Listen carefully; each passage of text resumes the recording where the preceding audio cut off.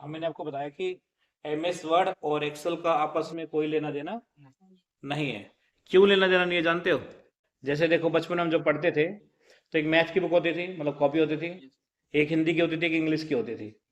तो ये बताओ, अगर मान लो आपने ए आ लिखना नहीं सीखा तो आप गिनती नहीं लिख पाओगे? लिख लोगे। अगर आपने जैसे मान लो गिनती लिखना नहीं सीखा, अगर मैं आपसे एबीसीडी लिखवाऊं तो नहीं लिख पाओगे? लिख लोगे। कोई प्रॉब्लम ही नहीं आने वाली आपको। तो ऐसे ही मान लो, अगर हमने एमएस वर्ड नहीं सीखा, सीधा अगर हम एक्सेल सीखते हैं तो हमें कोई प्रॉब्लम आएगी? कोई प्रॉब्लम नहीं आएगी। ठीक है? क्योंकि एक्सेल दूसरे काम के लिए होता है और एमएस वर्ड दूसरे काम के लिए होता है। अगर आपको लेटर टाइप करना है तो एमएस वर्ड काम करना है, एमएस वर्ड में काम करना है। अगर आपको मैथमेटिकल काम करना है, जैसे जमा घटा गुना भाग, ये सब करना है, तो एक्सेल में करना होता है। अगर आप एक्सेल सीख लेते हो तो एक्सेल पे बहुत बढ़िया जॉब मिलती है, एमएस वर्ड पे नहीं, एक्सेल पे। तो हर कंपनी में एक डिमांड होती है एक्सेल की। तो सबसे इंपॉर्टेंट क्लास होती है पूरे बेसिक के अंडर एक्सेल की। तो एक्सेल बहुत इंपॉर्टेंट है, इसको बढ़िया ध्यान से सीखना। एमएस वर्ड में देखोगे, इसमें बिल्कुल ब्लैंक पेज होते हैं सारे, देखोगे इसमें देखो, जो आपको पेज होते हैं बिल्कुल ब्लैंक होते हैं। पर इसमें देखोगे एक्सेल के अंदर आप, इसमें देखो बहुत सारे इस तरह की लाइनें बनी हुई है, देखो, दिख रहा है आपको? तो ये जो लाइनें हैं ना, इसको बोलते हैं स्प्रेड शीट। क्या बोलते हैं? Spread sheet. एमएस वर्ड में इसको बोलते हैं पेज। एमएस वर्ड में इसको क्या बोलते हैं? पेज। पर एक्सेल में इसको पेज नहीं बोलते हैं। यहाँ पे जो क्या लिखा हुआ है, सीट, तो इसको सीट बोलते हैं। तो सीट वन है ये। अगर मैं और भी सीट चाहिए तो यहाँ प्लस पे क्लिक करेंगे, देखो यहाँ पे सीट टू आ गई। दोबारा प्लस पे क्लिक करेंगे तो और सीट आ जाएगी। जितनी मर्जी उतनी सीट आप यहाँ पे ले सकते हो। तो एमएस वर्ड में जिस पे हम काम करते हैं उसको बोलते हैं पेज। एक्सेल पे जिस पे हम काम करेंगे उसको बोलते हैं सीट, या इसका पूरा नाम होता है वर्क सीट। और एमएस पेंट में जिसमें हम काम करते हैं उसको क्या बोलते हैं? पेंट में जिस पे हम काम करते हैं वो माइक्रोसॉफ्ट बोलते हैं उसको। उसको बोलते हैं कैनवास। कैनवास। तो कैनवास से पेंटिंग करते हैं हम। और एमएस वर्ड पेज पे काम करते हैं, और एक्सेल के अंदर सीट पे काम करते हैं। जब पावर पॉइंट सीखोगे तो उसमें स्लाइड पे काम करोगे। ठीक है? तो ये हमारा एक्सेल है। तो इसमें हम क्या करते हैं, यहाँ पे चलते हैं फाइल बटन पे, ओपन पे चलते हैं, और यहाँ पे एक्सेल की फाइल ओपन करते हैं, और ये पासवर्ड पूछेगा, पासवर्ड एंटर करते हैं। ये जो आपका कोर्स है ना, उसका मैंने एक फाइल बनाया हुआ है। तो इसी फाइल में से आप सारे कोर्स करने वाले हो पूरे एक्सेल का। ये देखो, ये टॉपिक वन है। आज मैं आपको सिर्फ टॉपिक वन और टॉपिक टू, सिर्फ दो चीज कराने वाला हूँ। इससे आगे आज हम नहीं सीखेंगे। टॉपिक वन और टू सीखेंगे आज हम। टॉपिक वन एक्सेल का क्या है? Introduction of MS Excel 2013। Excel क्या होता है? इंट्रोडक्शन का मतलब होता है परिचय। जैसे मान लो मैं परिचय कराऊंगा, भाई इसका नाम दीपक है, इसका नाम अंकुश है, इसका नाम कृष्णा है, इसका नाम ललित है, इसका नाम कृष्णा आशीष है। तो ये तुम्हारा क्या हो गया? इंट्रोडक्शन हो गया। मैं पूछूंगा उनके पिताजी का नाम ये है, ये 8th क्लास में पढ़ता है, तो ये हो गया इसका परिचय यानी इंट्रोडक्शन। अब एक्सेल का इंट्रोडक्शन क्या है? भैया एक्सेल एक सॉफ्टवेयर है जिसको किस लिए बनाया गया है? मैथमेटिकल काम करने के लिए, यानी जमा घटा गुना भाग ये सब काम करने के लिए। जैसे कंपनी के अंदर सैलरी शीट बनती है, अटेंडेंस शीट बनती है, तो ये सब एक्सेल के अंदर बड़ी आसानी से हो जाता है। नहीं तो सब बहुत सारे लोग क्या करते थे पहले, इतनी सारे कॉपी लेके उस पर लिखते रहते थे, ये एबसेंट है आज, ये प्रेजेंट है, आज इतना माल आया, आज इतना माल गया, टोटल करने के लिए कैलकुलेटर होता था। ये सब अब खत्म हो गया एक्सेल आने की वजह से। ठीक है? आप सारा काम एक्सेल पे हो जाता है। तो एक्सेल का इंट्रोडक्शन समझ में आ गया आपको? तो इसका छोटा सा इंट्रोडक्शन दोबारा बता रहा हूँ। एक्सेल एक सॉफ्टवेयर है जिसका यूज करके आप मैथमेटिकल काम कर सकते हो, जैसे जमा घटा गुणा भाग। अगला पॉइंट है how to start MS Excel. इसको स्टार्ट कैसे करते हैं देखो। अगर आपको एक्सेल स्टार्ट करना है तो आपको स्टार्ट बटन पर क्लिक करना है, और यहाँ पे मिलेगा आपको एक्सेल 2013 लिखा होगा, या यहाँ पे 2010 भी हो सकता है, 2007 भी हो सकता है, 2016 भी हो सकता है, 2019 21 भी हो सकता है। तो यहाँ पे हमारे में कौन सा वर्जन इंस्टॉल्ड है? एक्सेल 2013। तो यहाँ पे क्लिक करेंगे, देखो आपका एक्सेल यहाँ से मैक्सिमाइज पे क्लिक करोगे और यहाँ से देखो आपका एक्सेल स्टार्ट हो जाएगा। उसके बाद देखो, अगर हमें एक्सेल स्टार्ट करना है कीबोर्ड से, तो विंडो के साथ आपको आर प्रेस करना है और यहाँ पे लिखना है EXCEL, और जैसे आप एंटर करोगे तो आपका एक्सेल स्टार्ट हो जाएगा। यहाँ से आप मैक्सिमाइज करोगे और यहाँ पे क्लिक करोगे, आपका एक्सेल स्टार्ट हो जाएगा। विंडो आर किया, एक्सेल लिखा और एंटर कर दिया। विंडो आर करके एक्सेल लिख के स्टार्ट करने का तरीका इसलिए बता रहा हूँ मैं आपको। कई बार क्या होता है, जब हम स्टार्ट बटन पे क्लिक करते हैं ना, तो यहाँ पे एक्सेल नहीं होता है कई बार, तो फिर बच्चे ढूंढते हैं कि सर यहाँ पे तो है ही नहीं। तो सबसे अच्छा तरीका है, आप विंडो आर किया, यहाँ पे एक्सेल लिखा और एंटर कर दिया, एक्सेल स्टार्ट हो गया। कितना आसान है। यहाँ से फिर मैक्सिमाइज किया, इस पर क्लिक किया, एक्सेल स्टार्ट हो गया। ठीक है, चलते अपने कोर्स में वापिस। अगला पॉइंट है introduction of row, column, cell and worksheet. अब रो क्या होते हैं, कॉलम क्या होते हैं, सेल क्या होते हैं, वर्कशीट क्या होता है, कितने बच्चों को पता है? क्योंकि अगर एमएस वर्ड आपने किया है तो उसमें एक टेबल वाला चैप्टर भी आता है एमएस वर्ड में। तो टेबल में आपने सीखा होगा कि रो कैसे बनाते हैं, कॉलम कैसे बनाते हैं, एक टेबल कैसे बनाते हैं। बताओ, कॉलम क्या होते हैं, रो क्या होते हैं? ये देखो यहाँ पे हमने बना रखा है। कॉलम ऐसे है या ऐसे है? कॉलम कॉलम ऐसे है, ऐसे तो रो लिखा हुआ है। ये ना देखो, ऐसे रो है, देखो ऐसे जैसे आप कह रहे हो ना, ऐसे ऐसे तो रो है। देखो तीर निशान दिख रहा है आपको? ये रो है, ये जो जा रहा है ये। और कॉलम देखो, ये रहा कॉलम, ये दिख रहा है निशान, तीर का निशान दिला दिला के, ये कॉलम है। और ये जो आपका छोटा छोटा बॉक्स है, इसको सेल बोलते हैं। ठीक है, अगर आपको समझ में आ गया हो तो एक छोटा सा मैं क्वेश्चन पूछता हूँ, अगर आपने उसका आंसर दे दिया है तो मैं समझ जाऊंगा आपको रो कॉलम समझ में आ गया। ठीक है, जो चीज़ खड़ी होती है उसको कॉलम बोलते हैं, यानी जो चीज़ वर्टिकल में होती है उसको कॉलम बोलते हैं, और जो चीज़ हॉरिजॉन्टल में रहती है उसको हम रो बोलते हैं, और छोटे से एक बॉक्स को हम सेल बोलते हैं। ठीक है, तो अब छोटा सा एक टेबल बनाता हूँ मैं, उसमें बताना इसमें कितने रो है, कितने कॉलम है, कितने सेल है। ठीक है, ये छोटा सा एक टेबल बना हुआ है, देखो आपके सामने एक छोटा सा ये टेबल क्रिएट हो रखा है। तो आपको ये बताना है इसमें कितने कॉलम है, कितने रो हैं। पहले बताओ कॉलम कितने हैं इसमें? कॉलम 3 है। किसने बोला? अब बताओ कॉलम कितने हैं? 3। जल्दी जल्दी बताओ, टाइम नहीं है इतना। कॉलम 3 कॉलम 3 है। देखो, एक, ये 2 और ये 3, कॉलम 3 ही है। रो कितने हैं? रो 3 है। रो कितने? देखो 1 2 3 4 5 6 7 8 रो है। मैं बता, रो जो होते हैं हॉरिजॉन्टल में होते हैं ऐसे, तो ये 8 रो है। सेल कितने हैं इसके अंदर? 24। 8 दिया 24। ठीक है, तो इस तरह से आप टेबल की काउंटिंग कर सकते हो, इसमें कितने रो हैं, कितने कॉलम है, कितने सेल है। तो अब मेरा आपसे एक क्वेश्चन है, इस छोटे से टेबल के अंदर 3 कॉलम है, 8 रो है, 24 सेल है। इस पूरे एक्सेल में कितने रो कॉलम होंगे? क्योंकि पूरे एक्सेल के अंदर भी तो देखो कितने सारे रो बने हुए हैं, कितने सारे कॉलम बने हुए हैं। इस पूरे एक्सेल में कितने रो, कितने कॉलम होंगे, पता है? अंदाजा लगा दोगे ना, मैं आपको इनाम दूंगा एक। अंदाजा भी लगा दिखा दो आसपास का, आपकी सोच से परे है।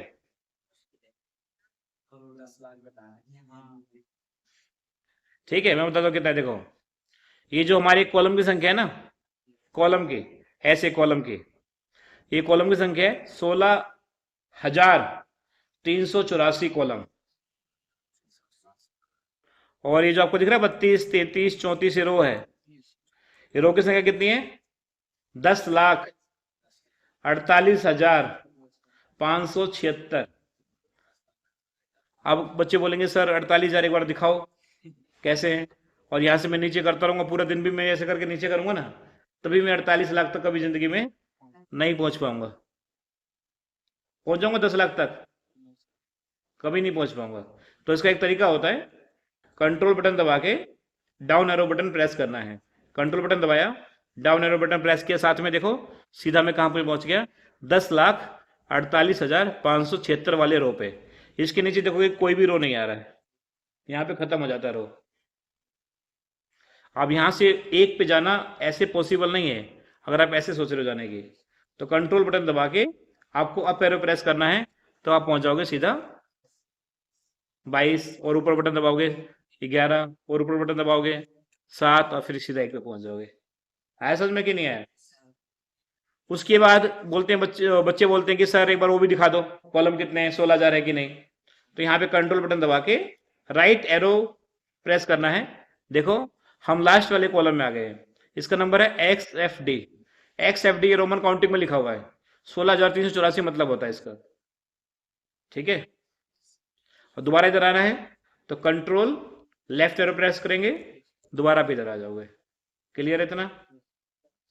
यहाँ पे देखो कुछ लिखा भी हुआ है कंपैरिजन करने के लिए। देखो MS एक्सेल 2003 चलता था, बहुत ही ज्यादा पॉपुलर हुआ था ये 2003। तो इसमें जो रो थे ना 65,000 रो थे। उसके बाद आया 2007।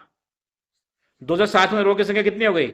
10,48,576 हो गई रो की संख्या। और 2003 में कितनी थी? 65,000 थी।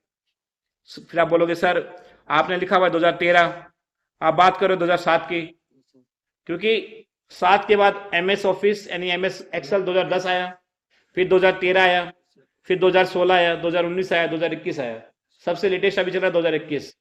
सब में ना रो कॉलम की संख्या सेम है, 7 वाली। जो 7 में थे ना वो 10 में भी है, 13 में भी है, 16 में भी, 19 में भी और 21 में भी है। इसके बहुत सारे अपडेट आ चुके हैं, तो इसलिए मैं 7 की बात कर रहा हूं बार बार। तो 2003 में जो रो की संख्या कितनी थी? 65,000। 2007 में कितनी हो गई? 10,48,576। अभी तक उतना ही चल रहा है, क्योंकि बहुत ज्यादा होते हैं 10 लाख।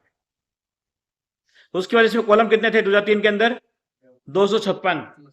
पर 2007 में कितने हो गए? 16,384। बाकी अभी 2021 चल रहा लेटेस्ट, उसमें भी सेम ही है कॉलम। सेल निकालने के लिए क्या करते हैं, आपस में इनकी मल्टीप्लाई कर दो, आपका सेल निकल जाएगा। तो इसमें सेल कितने थे? 1,67,70,216 इसके अंदर सेल थे। इसके अंदर जो सेल हो गए 17,17,68,69,69,184। ठीक है, ये लिखने की जरूरत नहीं है, ये याद करने की जरूरत नहीं है कहीं, बस आप ये और ये याद कर लो, अपने आप ये निकल जाएगा। उसके बाद है इसका एक्सटेंशन था .XLS, और इसका एक्सटेंशन क्या हो गया? .XLS। लास्ट में बस क्या लग गया? X लग गया। एक्सटेंशन क्या होता है आप समझ लो पहले। देखो जैसे हमारी सारी फाइल कहां सेव होती है? डॉक्यूमेंट में। डॉक्यूमेंट में जब जाओगे ना तो यहां पे देखो किसी फाइल के ऊपर W लिखा हुआ है, और किसी फाइल के ऊपर देखोगे पेंसिल छपा हुआ है, किसी फाइल के ऊपर P लिखा हुआ है, किसी फाइल के ऊपर X लिखा हुआ है, किसी पे W लिखा हुआ है। किसी का कलर ब्लू है, किसी का ग्रीन है, किसी का पिंक ऑरेंज है, और किसी का लाइट ग्रीन है, किसी का डार्क ग्रीन है। अब जिस पे X बना हुआ है ना ग्रीन कलर का, अगर आप इस पे राइट क्लिक करोगे और प्रॉपर्टीज में जाओगे तो इसमें देखोगे एक्सेल की फाइल है, क्योंकि यहाँ पे देखो क्या लिखा हुआ टाइप ऑफ फाइल में .XLSX। तो कौन सी वर्जन की फाइल है ये? 2013 की। और एक और चीज बता दूं मैं आपको, 2007 के बाद 2010 वर्जन आ चुका है, 13 आ चुका है, 16 आ चुका है, 19 आ चुका है, सबका एक्सटेंशन 2007 के बाद सेम है। तो अगर 7 की फाइल भी होती है ना ये, तो यहां पे लिखा रहता .XLSX। अगर पर ये 2003 की फाइल होती है एक्सेल की, तो लास्ट में बस क्या नहीं होता? X नहीं होता, ये पहचान होती है, क्योंकि 2003 की फाइल है या 2007 की फाइल है। ऐसा इसलिए बता रहा हूं मैं आपको, क्योंकि कई बार क्या होता है कंपनी में अभी भी ना 2003 एक्सेल चल रहा है, पर अगर मान लो किसी कस्टमर ने आपको फाइल भेज दी 2007 की, तो आप परेशान हो जाओगे। 2003 की में 2007 की फाइल खुलेगी नहीं कभी। आप सोचोगे फाइल क्यों नहीं खुल रही है? क्योंकि उसका एक्सटेंशन अलग है, इसका अलग है। तो आपको अपने कंप्यूटर में ना MS एक्सेल 2007 डालना पड़ेगा, तो वो फाइल ओपन हो जाएगी। ठीक है, चलो एक क्वेश्चन मैं आपसे पूछता हूं, अगर हमारे ऑफिस में 2007 एक्सेल है और फाइल आती है 2021 की, तो बताओ ओपन होगी या नहीं होगी साथ में? क्यों हो जाएगी? क्योंकि एक्सटेंशन सेम है, बेशक वो लेटेस्ट वर्जन है, पर जो फाइल का एक्सटेंशन है वो सेम है, तो इसलिए ओपन हो जाएगी। ठीक है, ध्यान रखना, एक्सटेंशन अगर चेंज हो गया तब वो ओपन नहीं होगी। अभी तक एक्सटेंशन सेम चल रहा है, क्योंकि मेजर अपडेट अभी तक नहीं आया कोई। तो समझ में आ गया एक्सटेंशन क्या होता है? इस जानने का तरीका होता है कि एक्सेल की फाइल है, किसकी फाइल है ये। तो किसी फाइल का एक्सटेंशन देखना है तो राइट क्लिक करो, प्रॉपर्टीज में जाओ, और वहां पे टाइप ऑफ फाइल में जाके देख लो ये 2003 की फाइल है, 2007 या उससे ऊपर वर्जन की फाइल है। इतना समझ में आ गया? उसके बाद ये तो पता है आपको टाइटल बार ऊपर होता है, ये मिनिमाइज होता है, मैक्सिमाइज होता है, क्लोज होता है, ये हमारा क्विक एक्सेस टूल बार होता है, यूज किया अभी तक इसका, क्विक एक्सेस टूल बार का, चलो सिखाएंगे आपको। बाकी ये हमारा होम टैब होता है, ये इंसर्ट टैब होता है, एमएस वर्ड में भी सीखा होगा आपने। फाइल बटन में जाके यहाँ पे हम सेव कर सकते हैं, कोई नई फाइल ओपन कर सकते हैं, नई फाइल ले सकते हैं, प्रिंट निकाल सकते हैं, ठीक है, वही सारी चीज़ें जो एमएस वर्ड में हमने सीखा था। बाकी देखो इसको बोलते हैं फॉर्मूला बार, ये दिख रहा है, जो भी हम फॉर्मूला लगाएंगे ना वो हम यहाँ पे सीखेंगे फॉर्मूला बार में कैसे उसको देखते हैं, कैसे हम एडिट कर सकते हैं। बाकी इसको तो हम रिबन बोलते हैं इस पूरे को, ठीक है। और नीचे हमारा ये सीट हो गई, देखो मैंने सीट का ना रीनेम कर रखा है, जैसे टॉपिक 1, टॉपिक 2, टॉपिक 3, रीनेम कैसे करते हैं देखो। जैसे आपने एक्सेल ओपन किया, आपके में सीट 1 दिखा रहा है, तो रीनेम करना, आपको राइट क्लिक करोगे इसके ऊपर और रीनेम पे जाओगे। जैसे मुझे लिखना है दीपक 1, तो यहाँ पे लिख सकते हो दीपक 1। अगर आपको यहाँ लिखना है दीपक 2, तो यहाँ पे जाओगे, इस तरह से भी आप लिख सकते हो दीपक, अपने नाम से भी आप इसको सेव कर सकते हो इस तरह से। तो जैसे मान लो दीपक 1 में कुछ कोई और फाइल में काम कर सकते हो आप, कोई और चीज़ बना सकते हो, दीपक 2 में और कुछ काम कर सकते हो। और मान लो इसमें आपको सैलरी सीट बनानी है, तो इसका रीनेम कर सकते हो आप सैलरी सीट, ताकि आपको याद रहे कि सैलरी सीट हमने इसमें बनाई है। तो राइट क्लिक करके इसका रीनेम कर सकते हो। अगर आपको नई सीट चाहिए तो यहाँ प्लस पे क्लिक करो, नई सीट आ जाती है। सीट 1 में जो मैं काम करूंगा, यानी दीपक 1 में काम करूंगा, ये दीपक 2 में मिलेगा मेरे को? नहीं मिलेगा, वो तो बिल्कुल फ्रेश सीट है। और सैलरी सीट में जो काम करूंगा वो मुझे इन तीनों में मिलेगा? इन तीनों सीट में नहीं मिलेगा, क्योंकि इसमें तो बिल्कुल फ्रेश काम हुआ है। समझ में आया कि नहीं है? तो ये था हमारा वर्कशीट क्या होता है। इससे पहले हमने सीखा रो क्या होते हैं, कॉलम क्या होता है, सेल क्या होते हैं, और इस पूरे को बोलते हैं वर्कशीट। ये जो पूरा दिखाई दे रहा है आपको, इस पूरे को बोलते हैं वर्कशीट, ठीक है। चलो आप सीखते हैं हम टॉपिक 2। टॉपिक 2 छोटा सा ही है, चलते हैं टॉपिक 2 पे। यहाँ पे क्लिक करेंगे, टॉपिक 2 पे आ जाएंगे। टॉपिक 2 में क्या है देखो, यहाँ पे आज मैं आपको सिखाऊंगा काउंटिंग लिखना। जैसे यहाँ पे पहला पॉइंट क्या है, fill the number series. Number series कैसे लिखते हैं एक्सेल के अंदर, काउंटिंग लिखना आपको। मान लो 1 से लेकर 10 तक, तो यहाँ पे पहले आपको 1 लिखना है और फिर एंटर करना है, और फिर 2 लिखना है और फिर आपको एंटर करना है, और फिर आपको 1 पे क्लिक करना है और लेफ्ट क्लिक दबाए रखना है और माउस को नीचे लेके आना है, 1 से 2 का ऐसे सेलेक्ट करना है। और फिर जो माउस का जो पॉइंटर है ना, ये प्लस, इसको ना यहाँ पे टच करना है, जो छोटा सा यहाँ पे बना हुआ रेक्टेंगल छोटा सा, देखो ये दिख रहा है आपको, छोटा सा ही बना हुआ है। प्लस का निशान देखो अभी कैसा है, जब मैं इसको टच कर रहा हूँ निशान देखो चेंज हो जा रहा है। मैं थोड़ा इसको और ऊपर कर रहा हूँ, निशान देखो और चेंज हो जा रहा है। ये अलग प्लस है और ये अलग प्लस है। जब ऐसा प्लस बन जाए ना, इसको पकड़ के, मतलब इसको नीचे ड्रैग करना है, नीचे खींचने को बोलते हैं एक्सेल के अंदर, इसको ड्रैग करना। तो इसको पकड़ के नीचे खींचना है इसे। देखो यहाँ पे काउंटिंग आ गई, कहाँ तक चाहिए मुझे? 10 तक चाहिए, 10 तक काउंटिंग आ गई। 2 की टेबल अगर आपको नहीं आती है तो इसमें कितना आसान है लिखना, देखो 2 एकम 2, 2 दूनी 4। 2 से 4 को सिलेक्ट किया और यहाँ पे माउस को टच किया, ऐसा निशान बनेगा, इसको पकड़ के नीचे खींच रहे हैं, 2 की टेबल आ गई। अगर 19 की टेबल आपको नहीं आती है तो इसमें कितना आसान है, देखो 19 से कम 19, 19 दूनी 38, बस आपको इतना याद रखना है और इन दोनों को पकड़ के ड्रैग करना है, बस 19 की टेबल देखो आ गई। अगर आपको लिखना है ओड नंबर, 1 लिखा, 3 लिखा, 1 से 3 को सिलेक्ट किया, इसको पकड़ के ड्रैग किया, ओड नंबर आ गए सारे, 1 3 5 7 9। इवन नंबर लिखना है, 2 लिखा, 4 लिखा, सिलेक्ट किया, इसको ड्रैग किया, सारे इवन नंबर आ गए। कितना आसान है बताओ।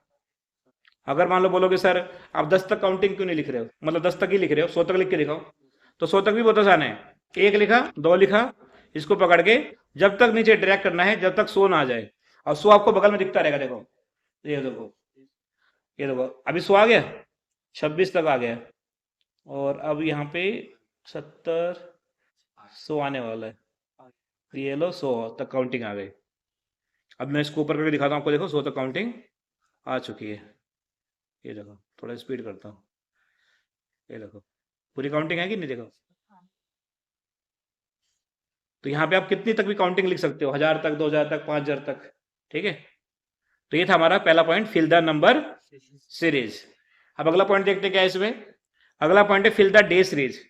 अगर आपको संडे मंडे लिखना है एक्सेल के अंदर, कितना आसान है, देखो SUNDAY, संडे लिखा, इसको पकड़ के नीचे ड्रैग किया, संडे मंडे ऑटोमेटिक आ गया। देखो जनवरी फरवरी लिखना है तो यहाँ पे जनवरी का स्पेलिंग लिखना है बस आपको, जनवरी पकड़ के बस ड्रैग किया दिसंबर तक, देखो पूरा जनवरी फरवरी आ गया।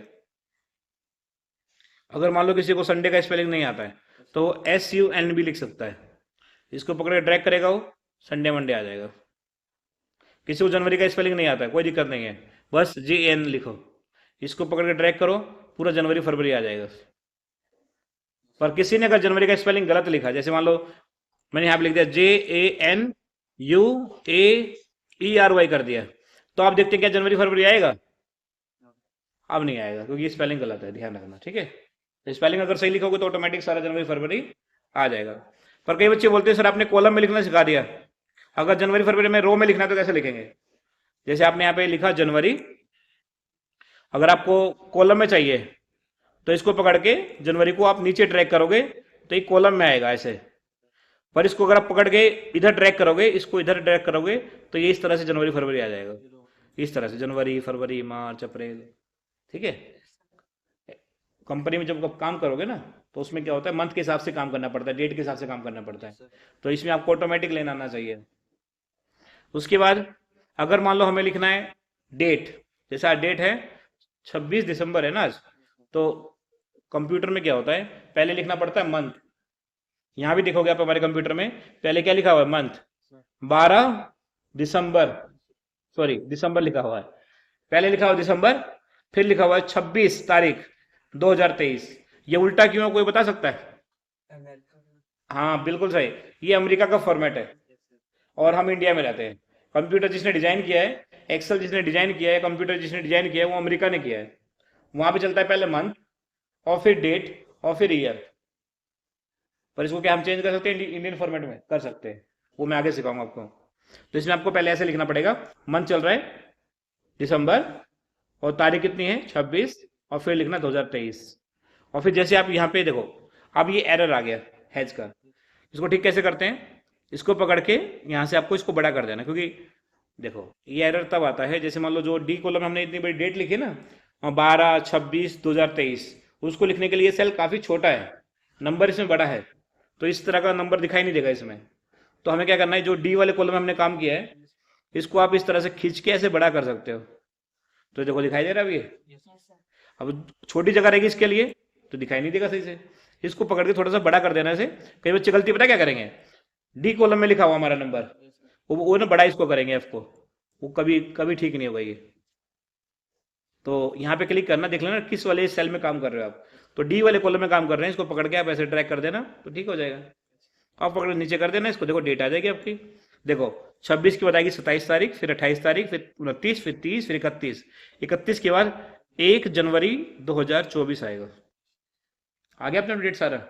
अगर डेट में इधर कर दो ट्रैक तो ऐसे डेट आ जाएगा। देखो अब ये एरर क्यों आ रहा है, क्योंकि ये सेल काफ़ी छोटा है, इसको आप बड़ा कर देना से, और बड़ा करना पड़ेगा, ये ठीक हो जाएगा।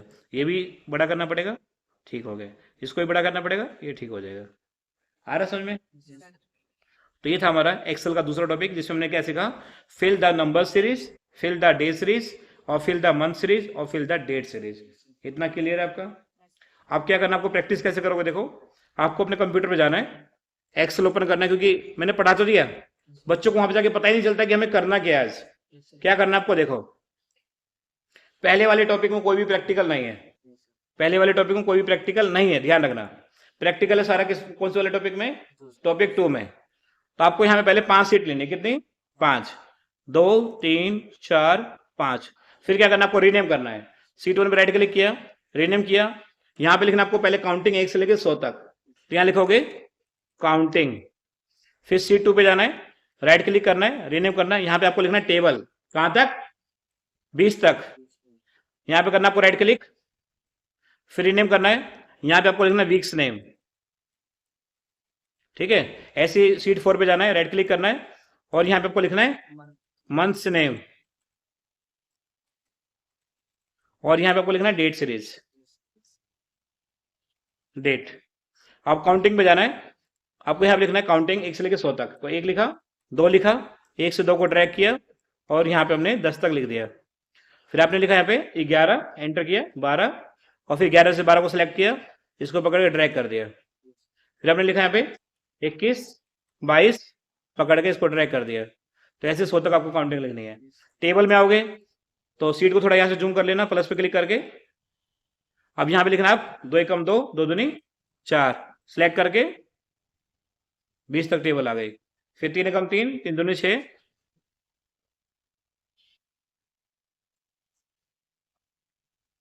3 एकम 3, 3 दूनी 6, सिलेक्ट करके इसको ड्रैग कर देना, जो 3 की टेबल आ गई। ऐसे आपको 20 तक टेबल लिखनी है, या 10 तक लिख लेना बहुत है। फिर वीक्स नेम में संडे मंडे, और मंथ्स नेम में जनवरी फरवरी, और डेट में आपको डेट। कर लोगे इतना काम? यस। जब आपका इतना काम हो जाए तो मुझे बता देना, मैं आके चेक कर लूंगा।